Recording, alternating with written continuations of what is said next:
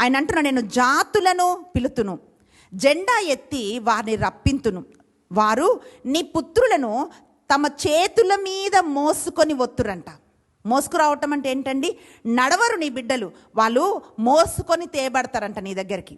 చూడండి, బిడ్డలు ఎక్కువ నడిస్తే తల్లి ఏమంటుంది తెలుసా? చిన్నప్పుడు, అమ్మో చాలా నడిచేశాడు, కాళ్ళు నొప్పి వస్తున్నాయి, నా బంగారే, నా కొండే అని ఆ బిడ్డని తల్లి ఎత్తుకుంటుందండి. ప్రియులరా, దేవుడు ఏమంటున్నాడు తెలుసా? పాపంలో పడి పడి పడి నశించిపోయిన ఆ బిడ్డలని దేవుడు ఏం చేస్తాడంటే, నడిపించుకొని కాదండి, వాళ్ళని మోసుకొని నీ యొద్దకు తీసుకురావటానికి ఆయన తన దూతలని ఆజ్ఞాపిస్తాడు. ఆయన అంటున్నాడు, నీ పాదములకు రాయి తగలకుండా నేను దూతలని ఆజ్ఞాపిస్తానంటున్నాడు. ఏం చేస్తారండి?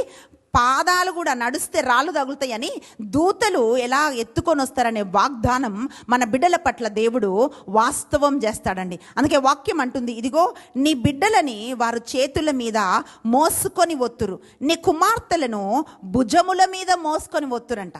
చిన్నప్పుడు బిడ్డల్ని మనం ఎత్తుకుంటాం కదండి, అంటే ఉప్పు సంచి గొర్రెపిల్ల అని చెప్పి ఇలా భుజాల మీద పిల్లల్ని వేసుకొని మనం ఆడిస్తూ ఉంటాం.